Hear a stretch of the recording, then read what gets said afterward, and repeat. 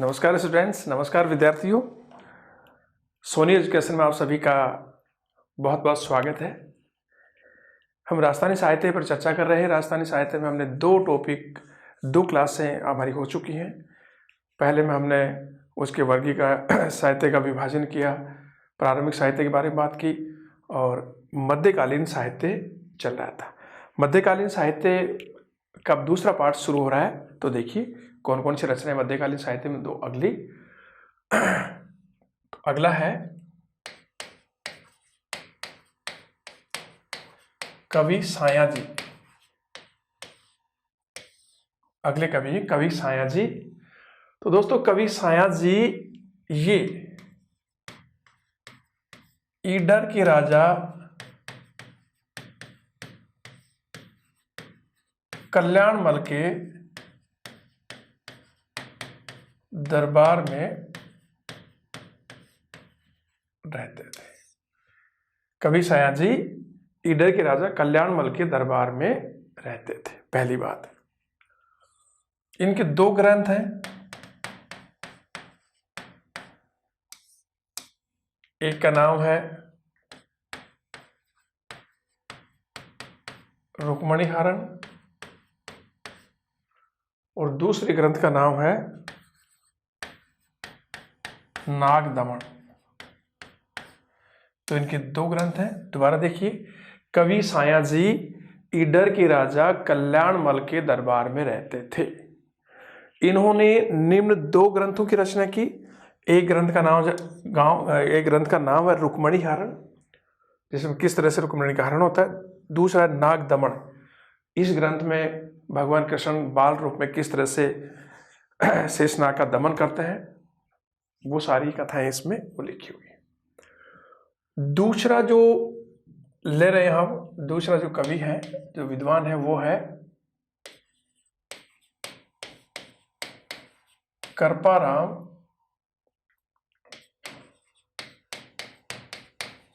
खेड़िया। बहुत इंपॉर्टेंट ग्रंथ है कृपाराम खेड़िया। तो देखिए, कृपाराम खेड़िया दोस्तों सिक्कर के राजा लक्ष्मण सिंह के दरबार में रहते थे और इन्होंने बहुत ही महत्वपूर्ण बढ़िया ग्रंथ लिखा, राजियेरा सोरठा। और राजियेरे सोरठा नामक जो ग्रंथ लिखा इन्होंने डिंगल भाषा में, उसमें अपने जो उनका नौकर था राजिया, उसको संबोधित करते हुए इस ग्रंथ में नीति से संबंधित दोहे लिखे हैं कि किस प्रकार अनीति और नीति, किस प्रकार से इन्होंने नीति और अनीति का विभेद करके नैतिकता से संबंध जितने भी दोहे थे वो लिखे हैं। तो देखिए, सबसे पहला पॉइंट है इसमें, यह है सिक्कर के राजा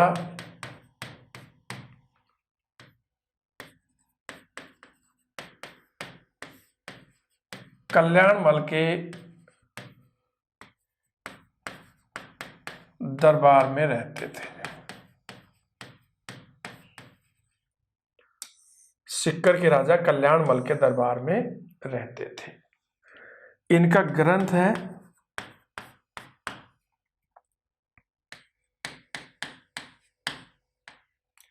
राजियारा।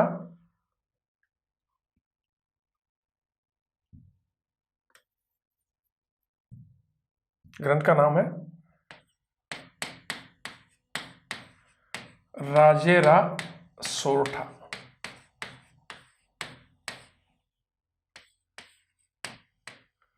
ये ग्रंथ का नाम है राजियेरा सोरठा। इन्होंने इस ग्रंथ में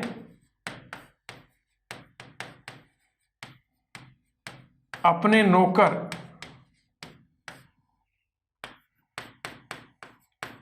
राजिया को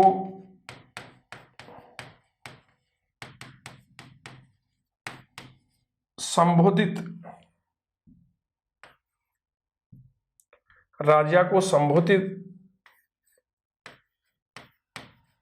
करके, अपने नौकर राजा को संबोधित करके नीति से संबंधित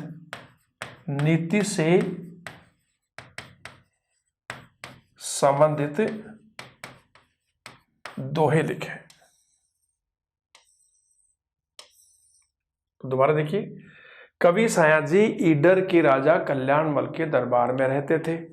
इन्होंने निम्न 2 ग्रंथों की रचना की, रुक्मणी हरण और नागदमन। कृपाराम खेड़िया ये सिक्कर के राजा लक्ष्मण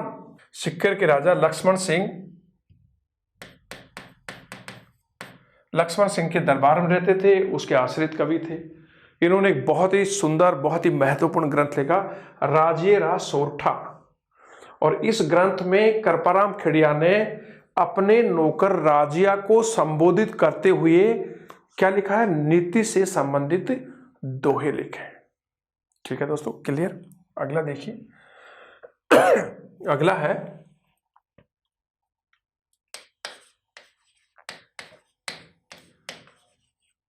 कवि कुशल लाभ। दोस्तों, कवि कुशल लाभ एक जैन कवि थे। कवि कुशल लाभ एक जैन कवि थे और इनके समस्त ग्रंथ राजस्थान, गुजरात मिश्रित राजस्थानी भाषा में लिखे गए हैं। तो देखिए, इनके जो समस्त ग्रंथ हैं, सभी ग्रंथ, इनके समस्त ग्रंथ गुजराती मिश्रित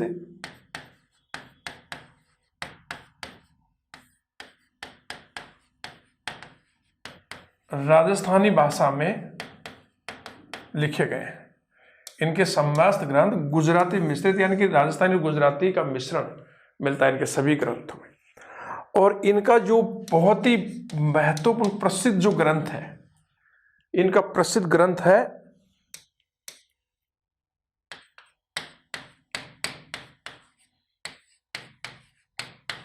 पिंगल शिरोमणि। ये इनका बहुत ही, पिंगल शिरोमणि इनका बहुत ही प्रसिद्ध ग्रंथ है।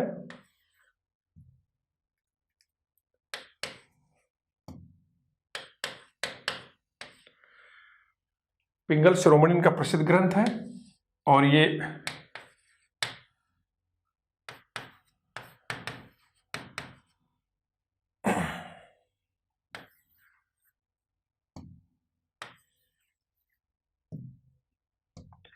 यह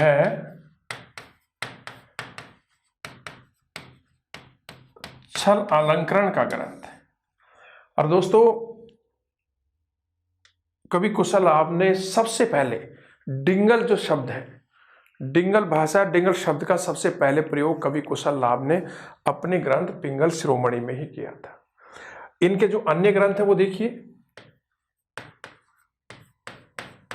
अन्य ग्रंथ है माधवानल चौपाई, एक ग्रंथ तो ये है इनका। इसके अतिरिक्त दूसरा ग्रंथ देखिए, ढोला मारवंडरी, ढोला मारवंडरी चौपाई, ये भी इन्हीं का ग्रंथ है। तो कवि कुशल लाभ एक जैन कवि थे और इनके सभी ग्रंथ गुजराती मिश्रित राजस्थानी भाषा में लिखे गए हैं। और इनका बहुत ही प्रसिद्ध ग्रंथ है पिंगल शिरोमणि, जो छंद अलंकरण से युक्त है। डिंगल भाषा का सबसे पहले प्रयोग इसी ने किया था। अन्य ग्रंथ है माधवानल चौपाई और दूसरा ग्रंथ है ढोला मारवंडरी चौपाई। नेक्स्ट देखिए, नेक्स्ट दो कवि या लेखक है वो है जग्गाराम खेड़िया। जग्गाराम खेड़िया, दोस्तों जग्गाराम खेड़िया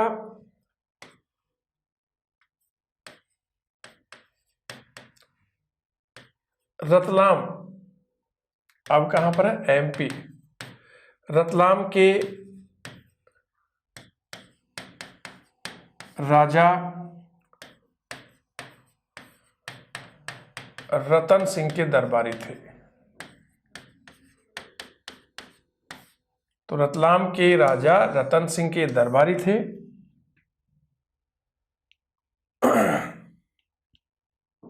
इनका ग्रंथ है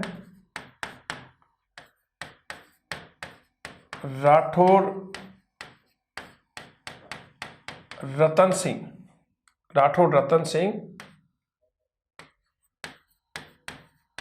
महेश दासोत्री वसनीक। ये इनका ग्रंथ है महेश राठौर रतन सिंह महेश दासोत्री वसनीक। दोस्तों इस ग्रंथ में धर्मत के युद्ध का वर्णन है।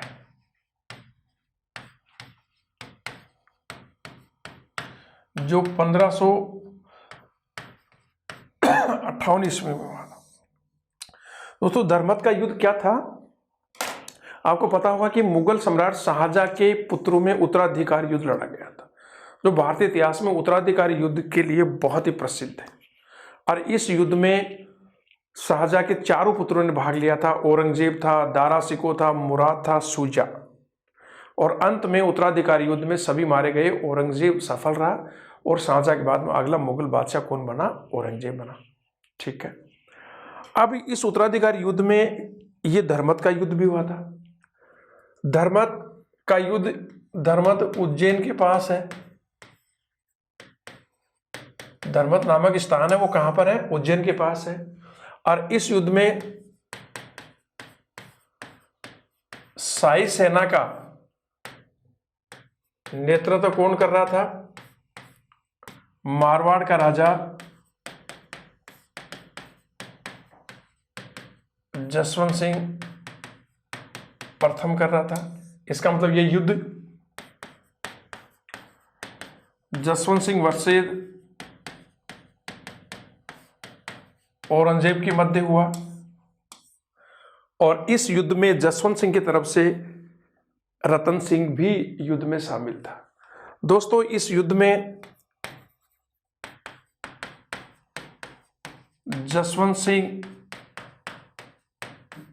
प्रथम पराजित हुआ और औरंगजेब की विजय हुई। और इसी युद्ध में ये रतलाम के राजा रतन सिंह वीर गति को प्राप्त हुए थे। वीर गति को प्राप्त हुए, इसी कारण ये एक वीर रस का ग्रंथ है, वसनिका है। गद और पद दोनों में लिखा गया है।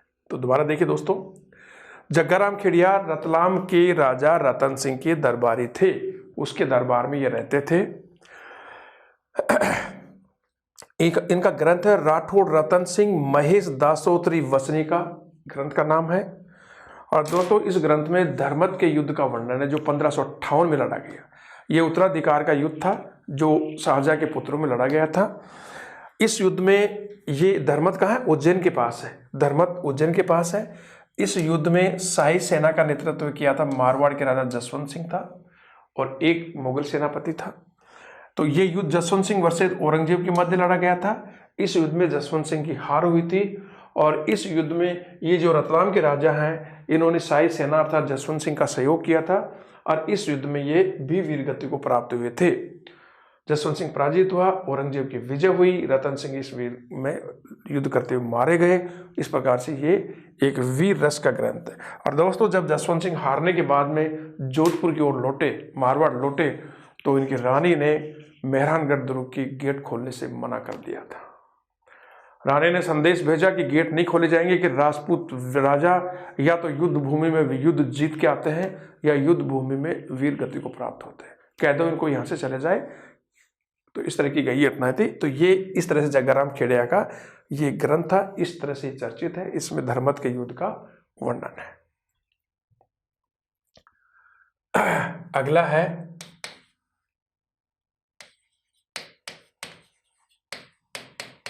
जोधराज।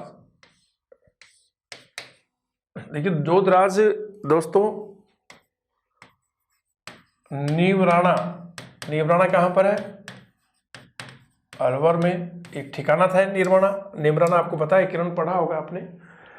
तो नीमराणा, जोधराज नीमराणा के राजा चंद्रभान के दरबार में रहते थे। ये बात है 18वीं सदी की। तो जोधराज नीमराणा अलवर के राजा चंद्रभान के दरबार में रहते थे और यहीं पर इन्होंने ग्रंथ लिखा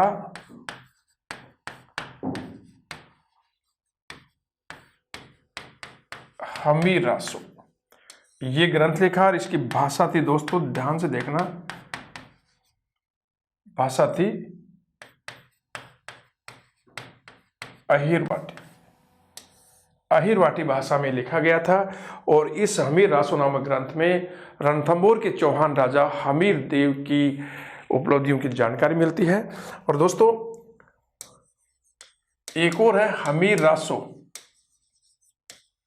एक दूसरा ग्रंथ है हमीर रासो, उसकी रचना की थी महेश ने। तो दोबारा देखिए, जोधराज नीमराणा जो अलवर में है कि राजा चंद्रभान के दरबार में रहते थे, 18वीं सदी की बात है। उन्होंने वहां रह करके हमीर रासो नामक ग्रंथ लिखा। इस ग्रंथ की जो भाषा है वो है अहिरवाटी। ये अहिरवाटी भाषा में लिखा गया है।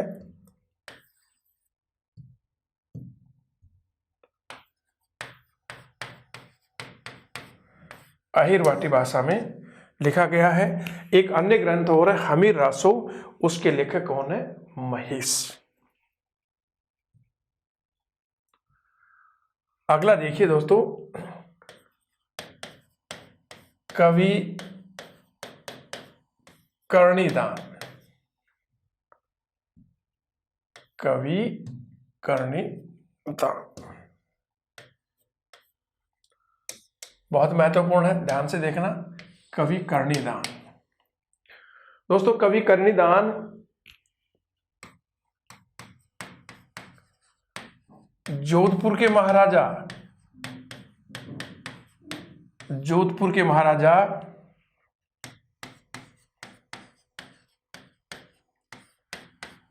जसवंत सिंह द्वितीय के दरबारी थे। जोधपुर के महाराजा जसवंत सिंह द्वितीय के दरबार में रहते थे और ये सूर्यमल मिश्रण के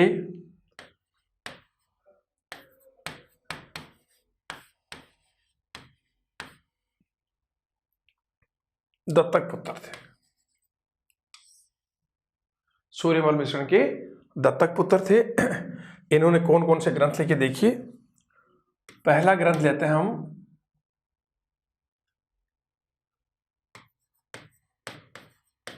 यशवंत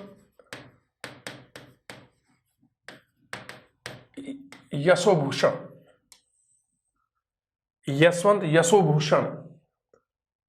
इनका ये पहला ग्रंथ है और ये संस्कृत भाषा में है।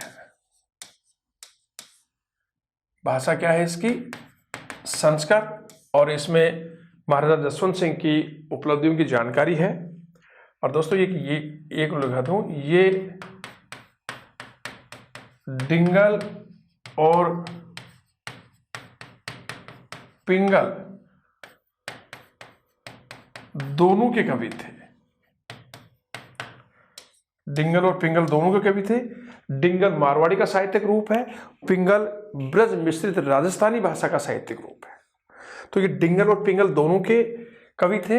यशवंत यशोभूषण इनका प्रसिद्ध ग्रंथ है जो संस्कृत भाषा में लिखा गया है। दूसरा ग्रंथ है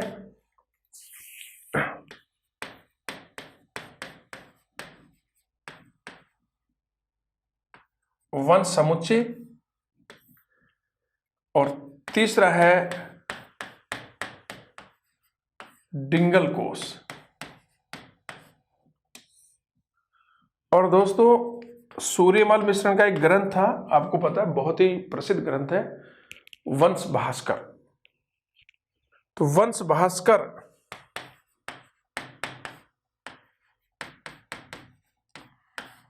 भास्कर के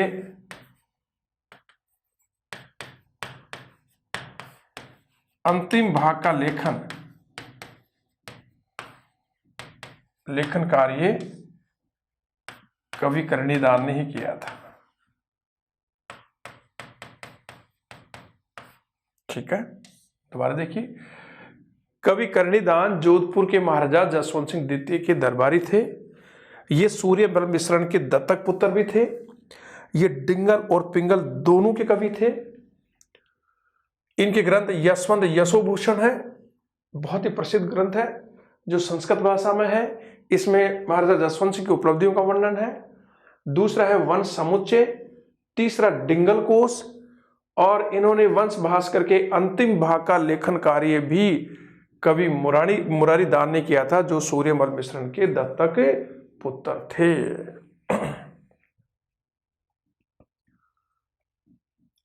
अगला देखिए, अगला इतिहासकार कवि आसिया मोडजी।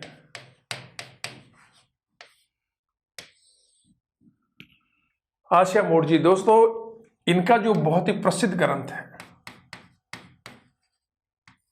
प्रसिद्ध ग्रंथ वो है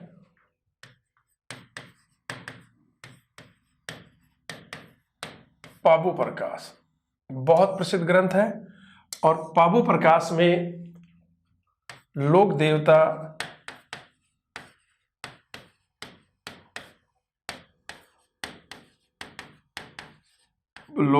पाबूजी का जीवन चरित्र है।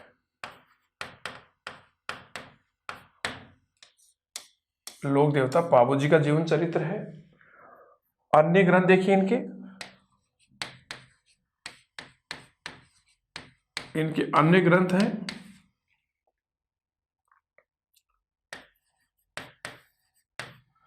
भाकर भूषण,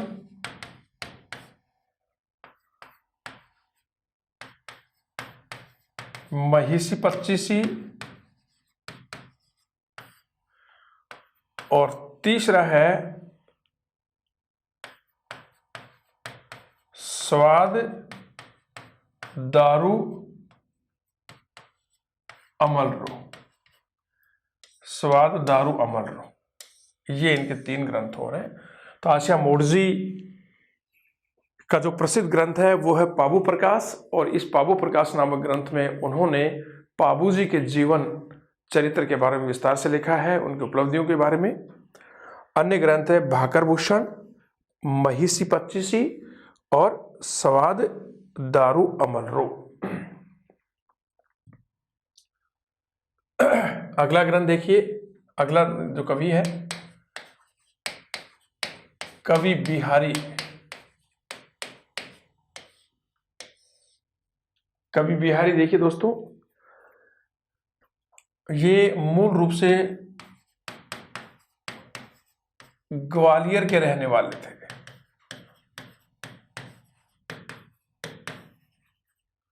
कहां के रहने वाले थे? ग्वालियर के रहने वाले थे। इनका वास्तविक नाम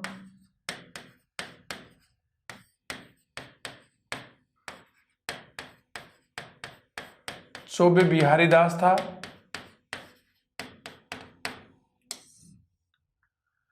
ये आमेर के महाराजा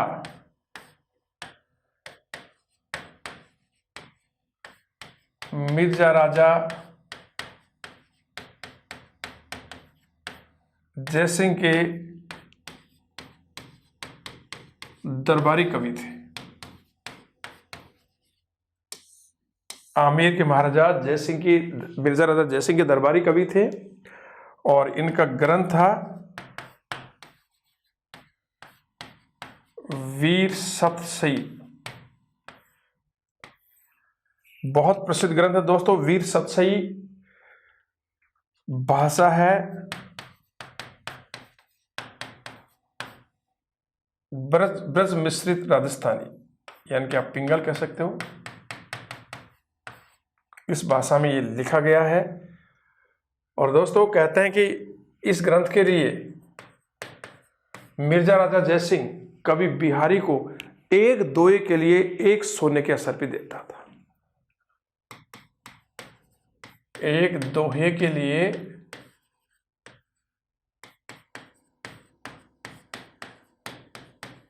सोने की एक असरफी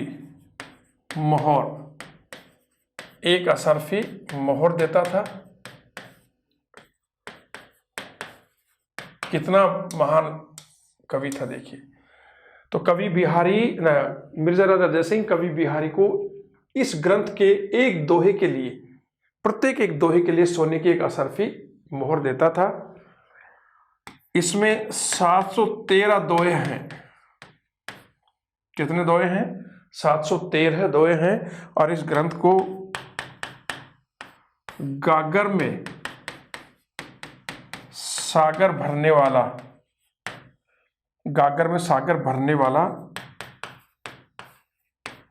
ग्रंथ कहा जाता है। यानी कि एक दोहे का बहुत गहरा अर्थ, गागर में सागर मतलब छोटा सा दवा, लेकिन उसका अर्थ बहुत विस्तार। तो देखिए दोबारा, कवि बिहारी मूल रूप से ग्वालियर के रहने वाले थे। इनका वास्तविक नाम था चौबे बिहारी लाल या बिहारी दास। यह आमेर के महाराजा मिर्जा राजा जयसिंह के दरबारी कवि थे। इनका प्रसिद्ध ग्रंथ है वीर सतसई, जिसकी भाषा ब्रज मिश्रित राजस्थानी है। कवि मिर्जा राजा जयसिंह कवि बिहारी को इस ग्रंथ के एक दोहे के लिए सोने की एक असरफी मोहर देता था। और इसमें कुल 713 दोहे हैं। ये गागर में सागर भरने वाला ग्रंथ कहा जाता है और ये श्रृंगार रस पर लिखा हुआ है। श्रृंगार रस पर। ठीक है दोस्तों, आगे बढ़ते हैं। आगे देखिए, अगला जो है बहुत इंपॉर्टेंट है। पृथ्वीराज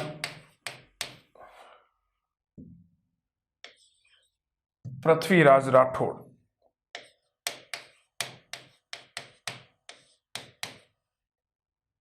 पृथ्वीराज राठौड़ बहुत इंपॉर्टेंट है दोस्तों, बहुत ही महत्वपूर्ण।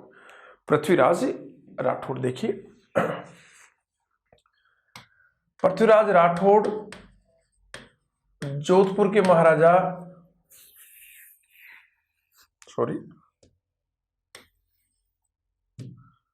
पृथ्वीराज राठौड़ बीकानेर के महाराजा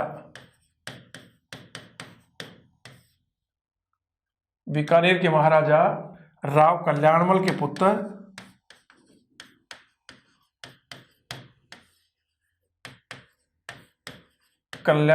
पुत्र और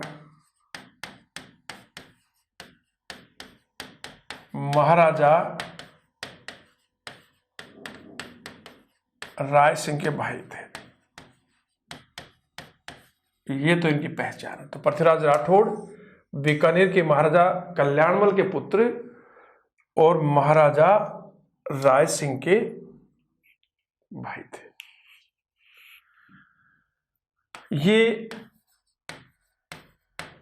अकबर के दरबार में रहते थे। किसके दरबार में? मुगल सम्राट अकबर के दरबार में रहते थे। पृथ्वीराज राठौड़ वीर श्रृंगार और भक्ति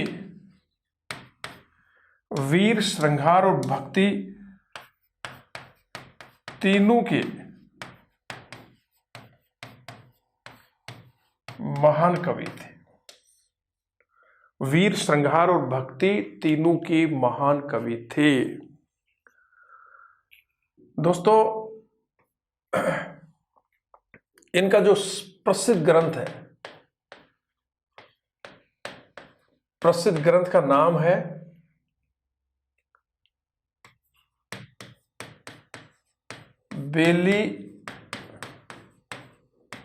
बेली कृष्ण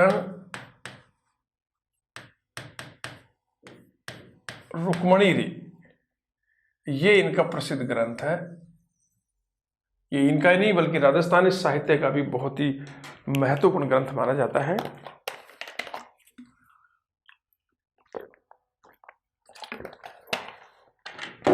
बेली कृष्ण रुक्मणी री 305 दोहों का एक खंड काव्य है। 305 दोहों का एक खंड काव्य है। इस ग्रंथ को उन्होंने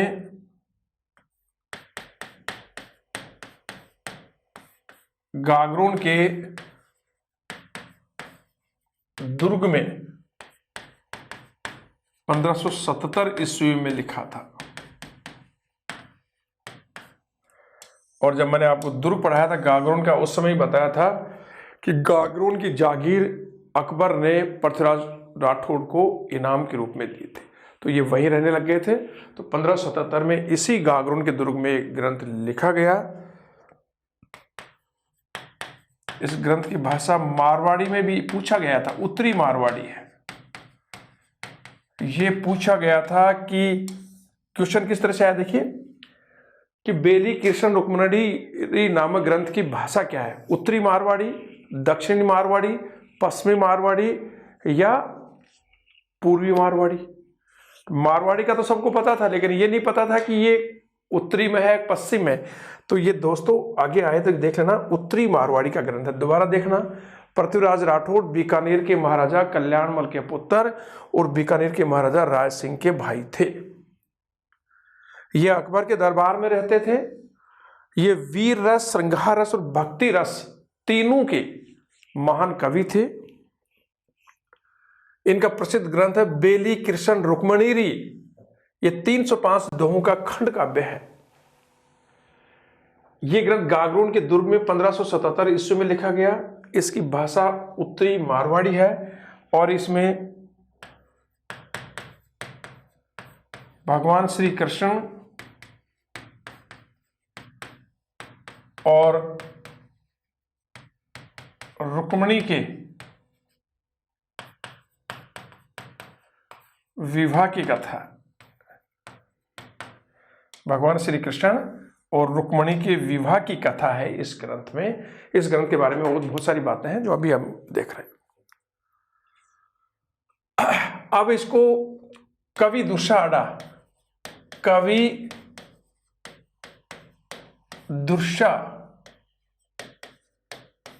आढ़ा ने, जो अभी हम चर्चा करके आए हैं, जो अकबर के दरबार में रहते थे, कवि दुर्सा आढ़ा ने इस ग्रंथ को 5वां वेद और 19वां पुराण कहा। कवि दुर्सा आढ़ा ने इस ग्रंथ को 5वां वेद और 19वां पुराण कहा। दोस्तों वेद 4 हैं, ऋग्वेद, सामवेद, यजुर्वेद, अथर्ववेद। 4 है तो 5वां वेद की संख्या दे दी इनको, वेदों से तुलना कर दी। देखिए पुराणों की संख्या कितनी, 18 है, तो 19वां पुराण इसको बता दिया गया। इसी प्रकार से एलपी टेसी टोरी, जो इटली के भाषाविद हैं, जो राजस्थान में आ गए थे, बीकानेर को अपना कर्म स्थल बनाया था इन्होंने, यहीं पर इनका निधन भी हुआ था। तो एलपी टेसी टोरी ने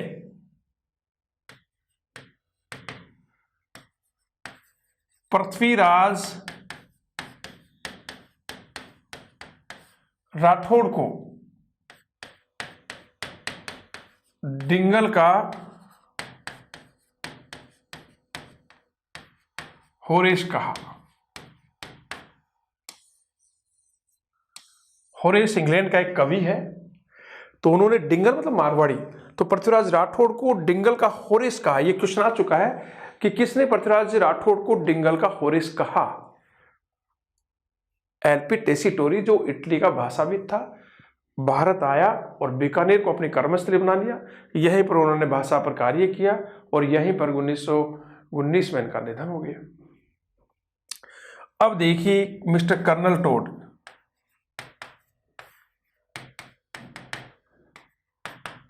डॉक्टर कर्नल टोड ने इस ग्रंथ की तुलना, कौन से ग्रंथ की, बेली कृष्ण रुक्मणी। कर्नल टोड ने इस ग्रंथ की तुलना 10 सहस्त्र घोड़ों के बल से की है।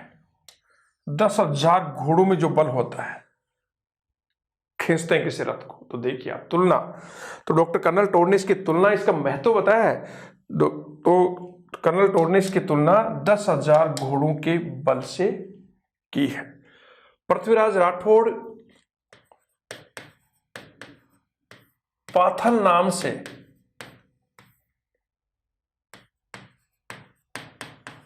रचनाएं करते थे। वो अपना नाम पाथल रखते थे, पाथल नाम से वो अपनी रचनाएं करते थे। उनके अन्य ग्रंथ देखिए। चलिए मैं आगे देखता हूं उसमें, तो दोबारा देखिए।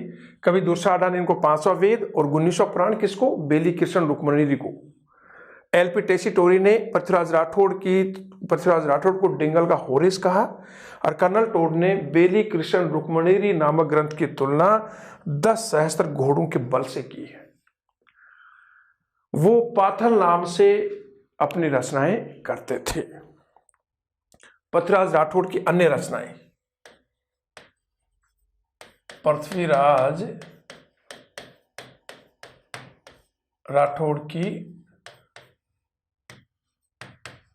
अन्य रचनाएं। नंबर 1,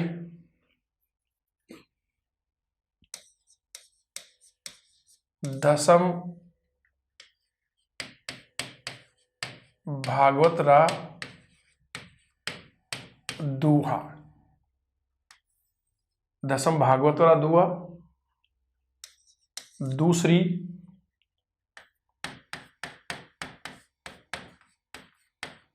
गंगा लहरी। तीसरी,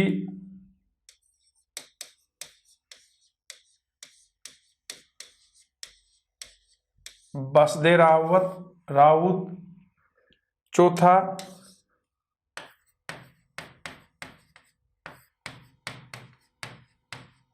दशरथ राउत।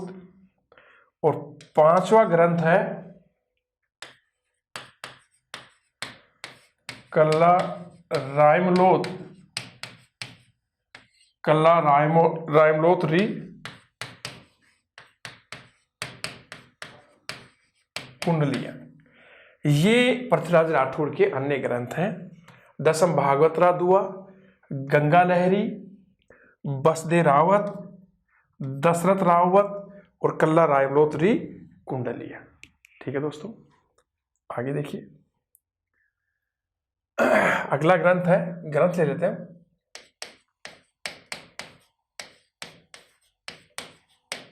राज विनोद। दोस्तों, राज विनोद नामक ग्रंथ बहुत बहुत इंपॉर्टेंट है, क्वेश्चन आता है इनमें। राज विनोद नामक ग्रंथ के जो लेखक हैं वो हैं भट्ट सदाशिव। ये राज विनोद नामक ग्रंथ के लेखक हैं। और भट्ट सदाशिव बीकानेर के महाराजा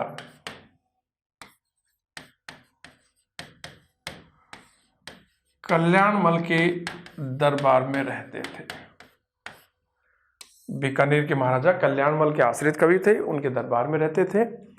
और इस ग्रंथ में बीकानेर राज्य के रहन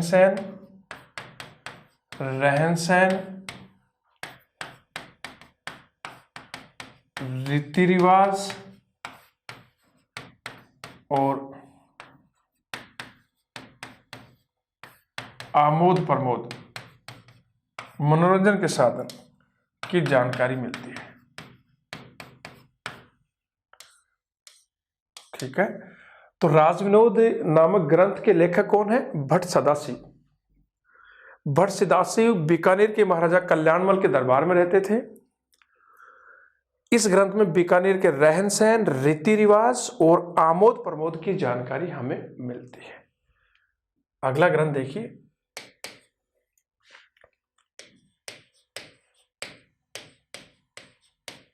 अमरसार। अगला ग्रंथ है अमरसार।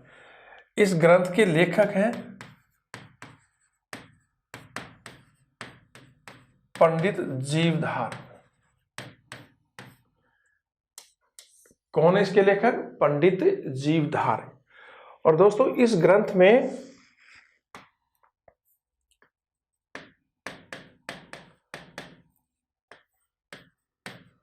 महाराणा प्रताप और उनके पुत्र अमर सिंह के बारे में जानकारी मिलती है। महाराणा प्रताप और उनके पुत्र अमर सिंह के बारे में जानकारी मिलती है।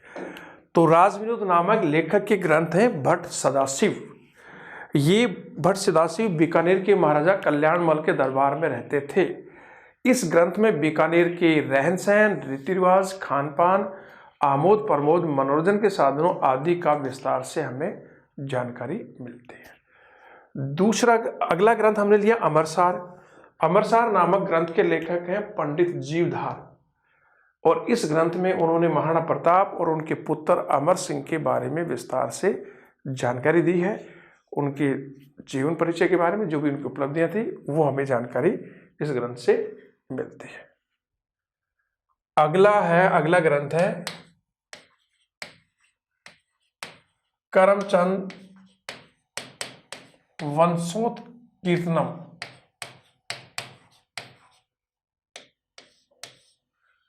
करमचंद वंशोत्कीर्तनम ये ग्रंथ है। इस ग्रंथ के लेखक हैं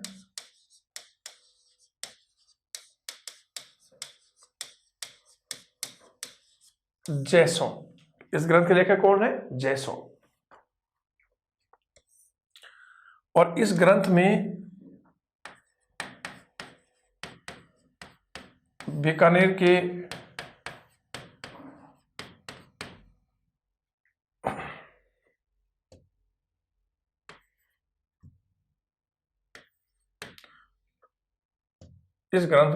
के राजाओं की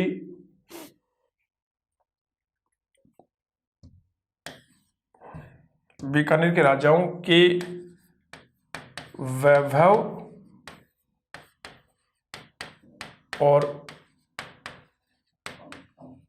विदानुराग की जानकारी मिलती है कि वो कितने पढ़े लिखे थे, उनका दरबार या कितना वैभवशाली था, इसके बारे में। तो करमचंद वंशोत्कीर्तनम नामक ग्रंथ के लेखक है जैसों। इसमें बीकानेर के राजाओं के वैभव और उनके विदानुराग के बारे में हमें जानकारी मिलती है। अगला ग्रंथ हम ले रहे हैं हम अमर काव्य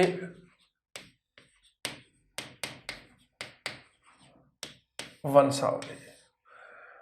दोस्तों अमर काव्य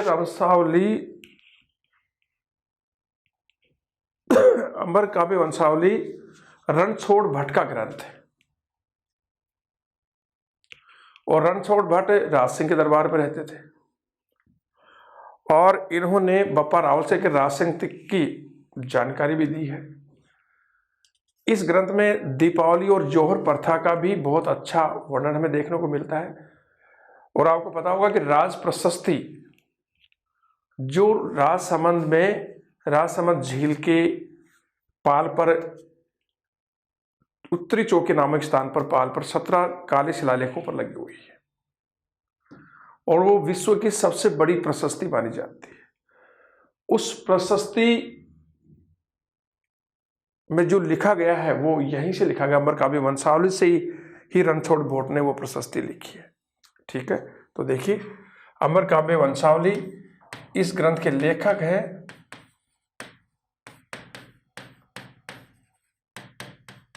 रणछोड़ भट्ट। रणछोड़ भट्ट इसके लेखक हैं। ये मेवाड़ के महाराणा राज सिंह के आश्रित दरबारी थे। इस ग्रंथ में दीपावली और जौहर प्रथा का भी विस्तार से उल्लेख मिलता है। इसमें बप्पा रावल से लेकर महाराणा राज सिंह तक का मेवाड़ का इतिहास की जानकारी मिलती है। बप्पा रावल से लेकर राज सिंह तक मेवाड़ के इतिहास की जानकारी मिलती है। और जब अभी मैंने बताया आपको कि राज प्रशस्ति के जो लेखक हैं वो भी कौन है,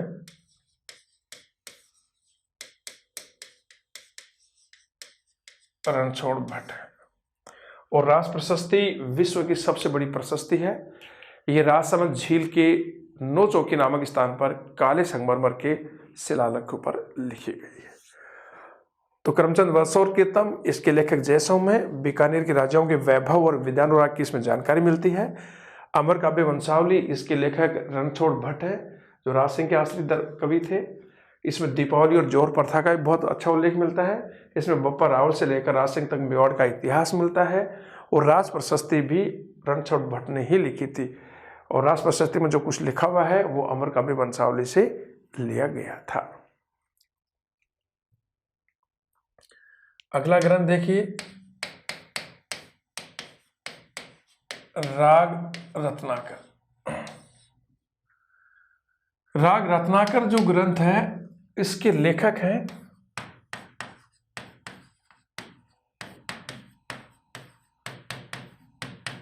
सदाशिव। और ये मेवाड़ के महाराणा राज सिंह के दरबार में रहते थे। और इसमें बप्पा रावल से लेकर के राज सिंह तक के मेवाड़ का इतिहास की हमें जानकारी मिलती है।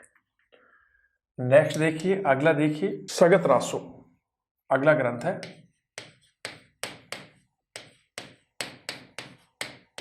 सगत रासो बहुत इंपॉर्टेंट है, बहुत बार क्वेश्चन पूछा गया दोस्तों इसमें।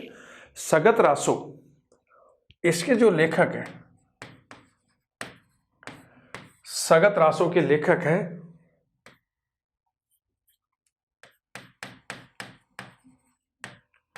गिरधर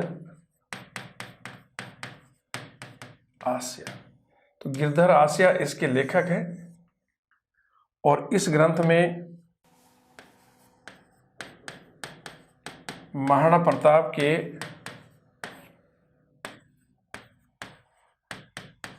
छोटे भाई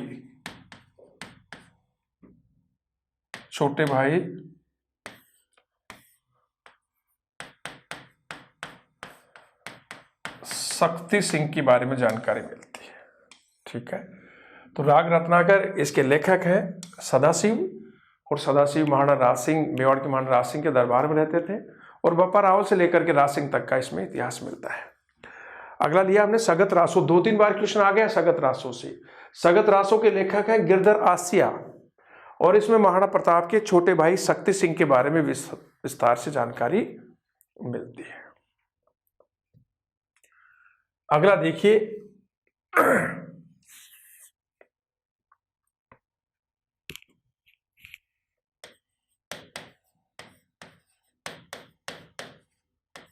मानचरित्र रासो। मानचरित्र रासो, इसके लेखक हैं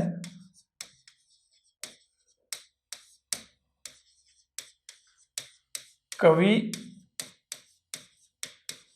नरोत्तम। मानचरित्र रासो के लेखक कौन है? कवि नरोत्तम।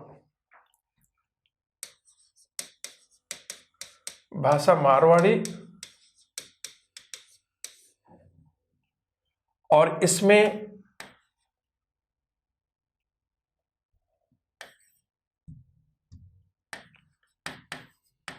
आमेर के महाराजा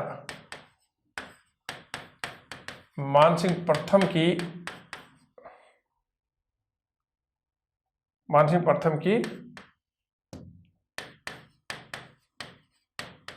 जानकारी मिलती है।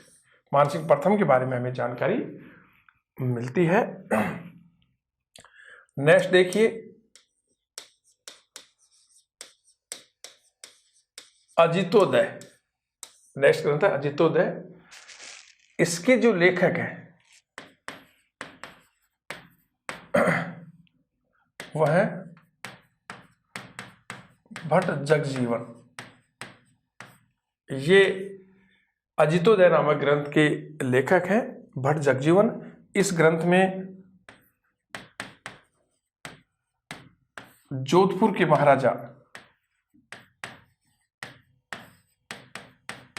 अजित सिंह की जानकारी मिलती है, उनके बारे में जो भी उपलब्धियां थी वो।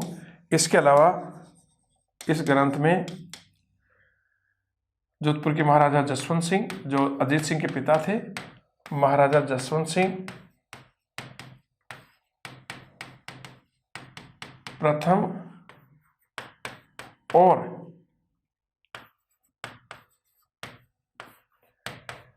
अजित सिंह के मुगलों के साथ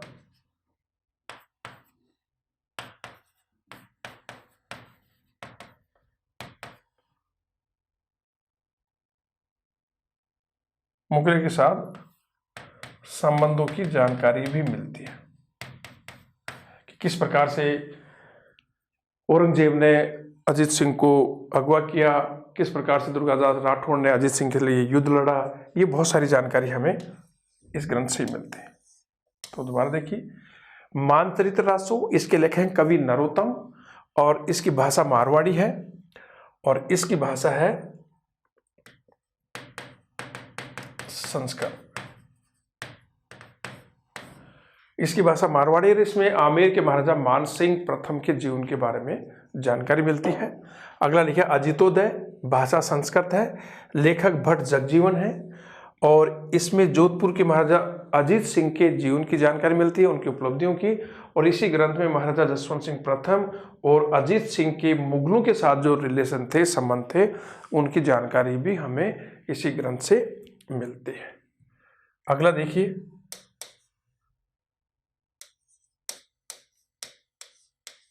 शत्रुसाल रासो। शत्रुसाल रासो, इसके लेखक हैं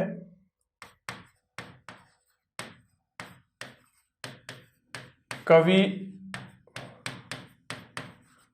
डूंगर सिंह। लेखक कवि डूंगर सिंह हैं इस ग्रंथ के। शत्रुसाल रासो नामक ग्रंथ के लेखक कौन है? कवि डूंगर सिंह। और इसमें बूंदी के महाराव, इसमें बूंदी के महाराव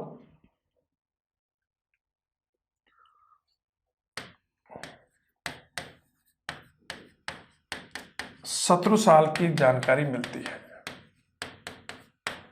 बूंदी के महाराव शत्रुसाल की जानकारी मिलती है। अगला देखिए, अगला जो ग्रंथ है वो है छत्रपति रासो। अगला जो ग्रंथ है वह है छत्रपति रासो। इसके लेखक हैं कवि काशी छंगाणी। तो कवि काशी छंगाणी इसके लेखक हैं और इस ग्रंथ में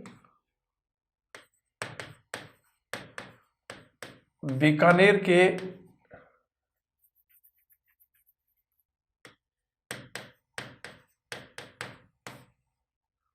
इतिहास की जानकारी मिलती है। बीकानेर के इतिहास की जानकारी मिलती है और मुख्य रूप से 1544 की मतीरे की राड़ का विस्तार से उल्लेख है। इस राड़ में, ये राड़ अमर सिंह राठौड़ और बीकानेर के महाराजा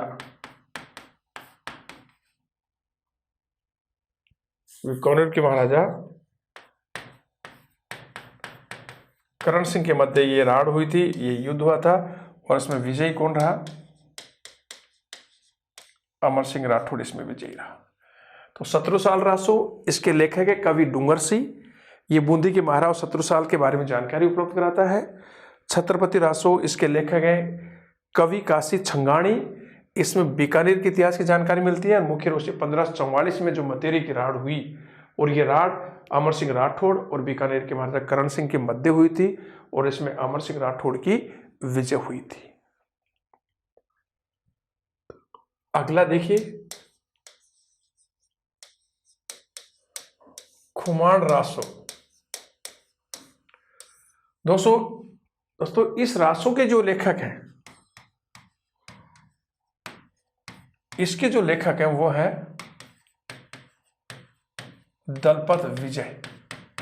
खुमान रासो के लेखक कौन है? दलपत विजय।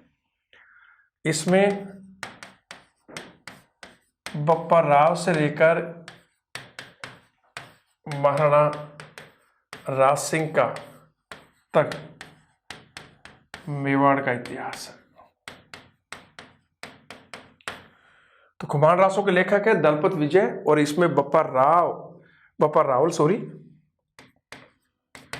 रावल से लेकर महाराणा राज सिंह तक मेवाड़ का इतिहास है। इसमें 1615 की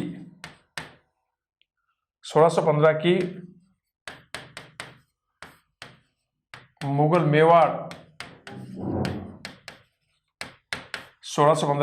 मेवाड़ संधि का भी वर्णन है, जिसमें अमर सिंह ने मुगलों की अधीनता स्वीकार कर ली थी, और इसकी भाषा है पिंगल।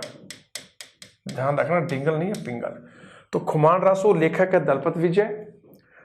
इसमें बप्पा रावल से लेकर राज सिंह तक मेवाड़ का इतिहास का भी उल्लेख है, और बहुत ही बढ़िया बात, 1615 की जो मुगल मेवाड़ संधि हुई थी उसका भी वर्णन है। ये संधि अमर सिंह और जहांगीर के मध्य हुई थी, और इसमें अमर सिंह ने मुगलों की अधीनता स्वीकार कर ली थी।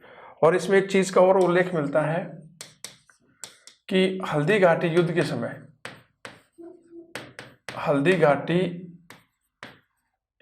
समय महाराणा प्रताप और उनके भाई शक्ति सिंह के मध्य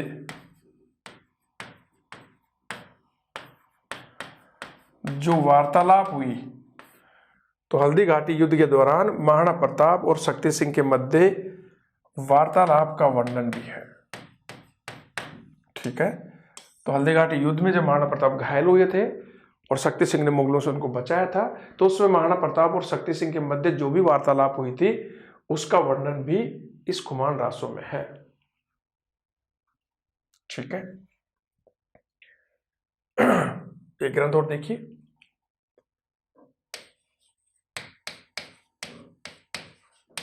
मुंडियार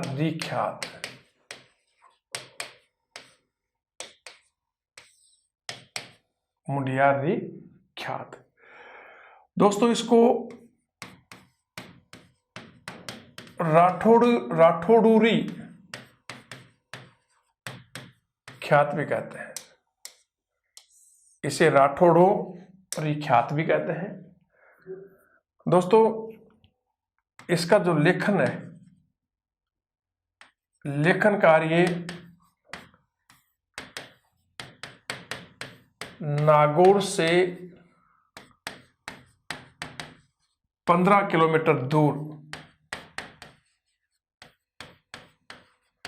मुंडियार गांव के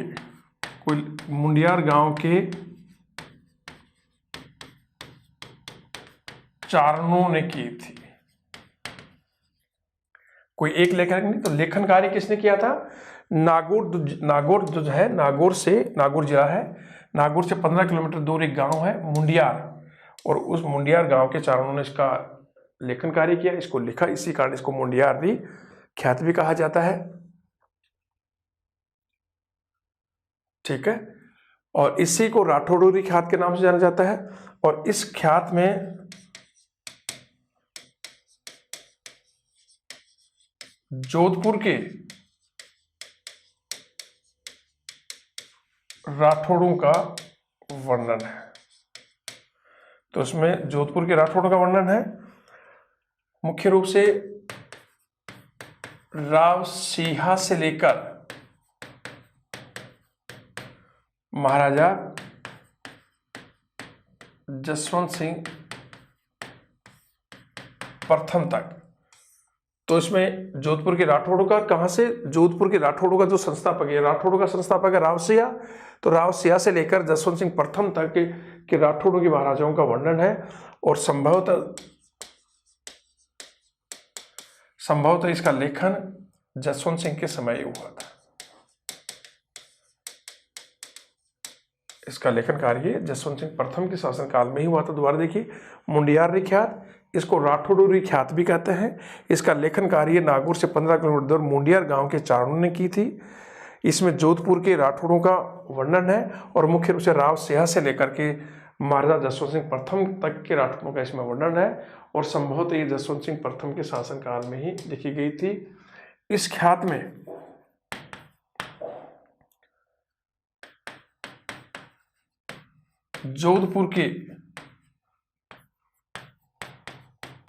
जोधपुर के महाराजाओं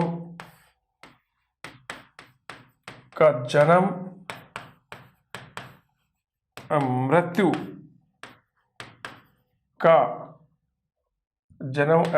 का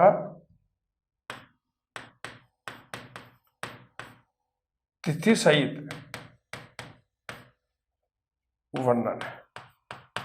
ठीक है ना, जोधपुर के महाराजाओं का जन्म मृत्यु का तिथि सहित वर्णन है। जिस प्रकार से दयालदास ख्यात में बीकानेर के राठौड़ों का वर्णन है, उसी प्रकार से मुंडियार ख्यात में राठौड़ों का, जोधपुर के राठौड़ों का वर्णन है। इसी के साथ हमारा मध्यकालीन साहित्य भी पूरा हो गया। अब हम अगली क्लास में लेंगे राजस्थान का आधुनिक साहित्य।